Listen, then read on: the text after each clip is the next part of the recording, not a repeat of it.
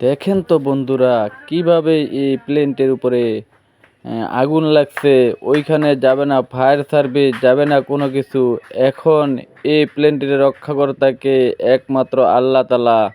সবাই আল্লাহ তালার কাছে দোয়া করব যে এই প্লেনটি যাতে আল্লাহ পাক রব্বুল আলামিন সঠিক পথে নিয়ে আসে। আল্লাহ পাক যাতে এই বিপদ থেকে উদ্ধার করে। এই আল্লাহ, এই প্লেনের লোক সংখ্যাকে আপনি হেফাজত রাখুন। সকলে বলি আমিন। আল্লাহু আকবার, আল্লাহু আকবার।